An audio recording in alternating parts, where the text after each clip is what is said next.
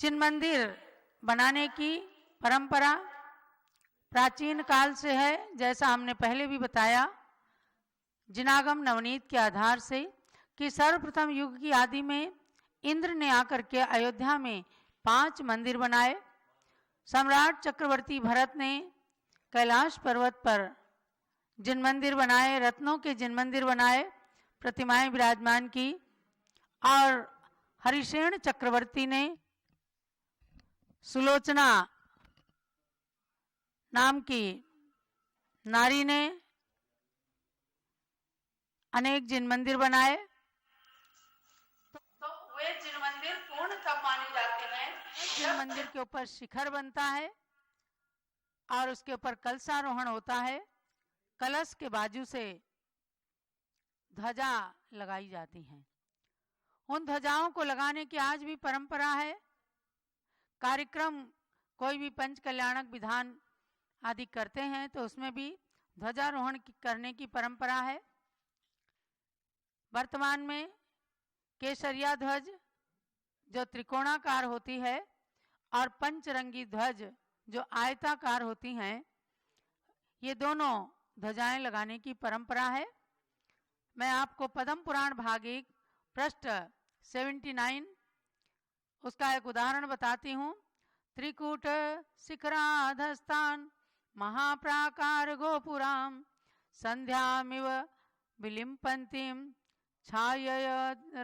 छाययारुणया नभा कुंद शुभ्रैः समुत्तुंगैः वैजयत्युपशोभितैः मंडितां चैत्य संघातैः सप्राकारैः सतोरणैः प्रविष्टो नगरीं लंकां प्रविश्य च जिनालयं बन्दित्वा सोचितागार मध्युवास समंगलम। लंका नगरी का वर्णन है इस पद्म पुराण के अंदर कि उस लंका नगरी में जब मेघवाहन ने त्रिकूटाचल पर्वत के शिखर से नीचे स्थित लंकापुरी में प्रवेश किया तो वह लंका बहुत भारी प्राकार और गोपुरों से सुशोभित थी और अपनी लाल कांति के द्वारा संध्या के समान आकाश को लिप्त कर रही थी। कुंद के समान यानी सफेद ध्वजा का वर्णन देखिए आप कि कुंद पुष्प के समान एकदम श्वेत ध्वजा, ऊंची ऊंची पताकाओं से सुशोभित कोट और तोरणों से युक्त जिन मंदिरों से वह लंका नगरी मंडित थी, सुशोभित थी, ऐसे उस लंका नगरी में प्रवेश करके मेघवाहन ने सर्वप्रथम जिन मंदिर में जा करके और भगवान के दर्शन किया। तो प्राचीन परंपरा के अनुसार लंका नगरी में जिन मंदिर के ऊपर सफेद ध्वजा का भी वर्णन आया, ऐसे ही इसी पद्म पुराण में पृष्ठ 188 पर हरिसेन चक्रवर्ती ने जो जिन मंदिर बनाए थे उनके ऊपर भी सफेद पताकाएं जिन पर छाया कर रही हैं तथा जिनमें हजारों प्रकार के तोरण बने हुए हैं, ऐसे ऐसे जिन मंदिर पर्वत के शिखरों पर सुशोभित हो रहे थे, ये वर्णन आया है। यानी कि आज जो केसरिया पंचरंगी ध्वजाएं हैं, इनके अतिरिक्त श्वेत ध्वजाएं भी जिन मंदिरों पर लहराती थी, ये बात आपको जानना है। तो आजकल सफेद ध्वजाओं की परंपरा नहीं है। एक पुस्तक पूज्यगण्य ज्ञानमती माता जी की आज्ञा से मैंने पंच कल्याणक निर्देशिका नाम की एक पुस्तक लिखी, उसके अंदर भी जैन शासन में ध्वज परंपरा का वर्णन किया कि प्रतिष्ठा तिलक ग्रंथ के 5वें परिच्छेद में ध्वजारोहण विधि आई है। उसके अंदर दिया है कि श्वेत ध्वजा से समन्वित सफेद महाध्वजा बनाकर और सर्वप्रथम ध्वजारोहण की विधि संपन्न करना चाहिए। लेकिन परंपरा में आज केसरिया ध्वज की परंपरा है। हमारे आचार्य श्री वीर सागर महाराज जो गुरुनाम गुरु हुआ करते थे, जिनसे ज्ञानमती माता ने दीक्षा ली, उनके सबसे प्राचीन शिष्य और प्रतिष्ठाचार्य थे बाल ब्रह्मचारी सूरजमल जी बाबा जी। उन्होंने जम्बूद्वीप में भी अनेक पंच कल्याणक प्रतिष्ठाएं कराई। तो कोकिला ध्वज एक बनाते थे जिसके अंदर छोटी छोटी ध्वजाएं ध्वजदंड में रहती थी और सबसे ऊपर एक बड़ी ध्वजा होती थी। तो वह श्वेत ध्वजा, इसका प्रमाण उन्होंने भी दिखाया था कि सुधौत सुश्लिष्ट श्वेत नूतन वासः परिकल्पितस्य अस्य ध्वजस्य। इसका अर्थ है कि अच्छी प्रकार से धुला हुआ कोमल चिकना सफेद नया वस्त्र महाध्वज के लिए प्रयोग करें। मैं आपको इसलिए बता रही हूँ कि कुछ लोग सोचते हैं केवल पंचरंगी ध्वजा ही चाहिए, केवल केसरिया ध्वजा ही।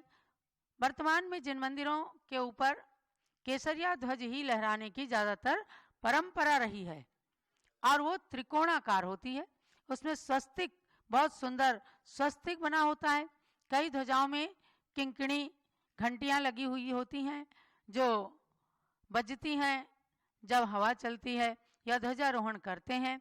आज भी भारत के अधिकतम मंदिरों के शिखरों पर केसरिया ध्वज लहरा रहे हैं और आप प्राचीन काल से पढ़ते आए हैं, कवियों के द्वारा लिखा गया ध्वज गीत, लहर लहर लहराए केसरिया झंडा जिनमत का हो जी, हो जी।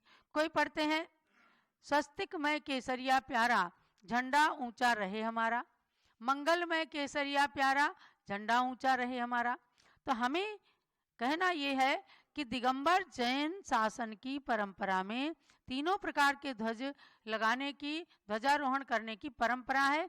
श्वेतांबर मंदिरों में आपने देखा होगा लंबी लंबी पट्टी की ध्वजाएं रहती। मैंने तो इस प्रतिष्ठा पंचकल्याणक निर्देशिका नाम की पुस्तक, जो खास करके प्रतिष्ठाचार्यों के लिए निर्देश देने के लिए पूज्य माता जी ने मेरे से संकलित कराया, इसके अंदर हमने देखा कि बहुत सारे लोग जब झंडारोहण करने के लिए एक कटनी बनाते हैं ध्वजारोहण की, उसमें भी केसरिया ध्वज ही लहराते हैं।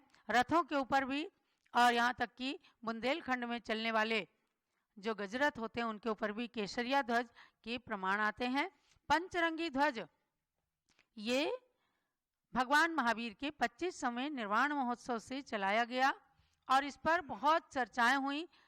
तृतीय पट्टाचार्य आचार्य श्री धर्मसागर महाराज और देशभूषण महाराज, विद्यानंद महाराज, ज्ञानमती माता जी आदि सब ने मिल करके जब पूज्य माता जी ने इस बात को देख लिया जम्बूदीप पन्नति के अंदर कि पंचरंगी ध्वज का भी प्रमाण है, तब आचार्यों को दिखाया और वो पंचरंगी ध्वज मान्य हुआ। तिरंगे झंडे की तरह से आज जैन धर्म का ध्वज पंचरंगी ध्वज भी माना जाता है। बहुत ही डिटेल के अंदर ध्वजाओं की बात को, ध्वजा के प्रमाण को इस पंचकल्याणक निर्देशिका पुस्तक में दिया है। मैंने आज आपको इसलिए बताया कि जिनागम नवनीत के अंदर पूज्य गणनी ज्ञानमती माता जी ने ऐसे अनेक सूक्ष्म विषयों को, प्राचीन विषयों को, जिनके लिए लोग आज दुराग्रह हटाग्रह बना लेते हैं, उनके प्रमाणों को देखें तो उसी श्रृंखला में हमें जानना है कि श्वेत ध्वज पताका भी मंदिरों पर लहराती है, केसरिया की तो परंपरा है ही, और पंचरंगी ध्वज भी लगाए जाते हैं। ऐसे ध्वजाओं से समन्वित हमारे जिन मंदिर सबकी सम्यक दर्शन की प्राप्ति में कारण बने, इसीलिए दृष्टाष्टक नाम के स्तोत्र में कहा है, दृष्टम जिनेन्द्र भवनम भवतापहारी। जिनेन्द्र भवनों को, यानी जिनेन्द्र भगवान के मंदिरों के शिखर को भी दूर से देख करके उनके दर्शन करने से भवतापहारी, संसार ताप का हरण होता है। ऐसी ये जैन शासन की ध्वजाएं जिन शासन की कीर्ति पताका को दिग दिगंत व्यापी बनाए, ऐसी हमारी भावना है। तो इन चीज़ों का आप लोगों को भी स्वाध्याय अध्ययन करके और जैन धर्म की प्राचीनता को समझना चाहिए।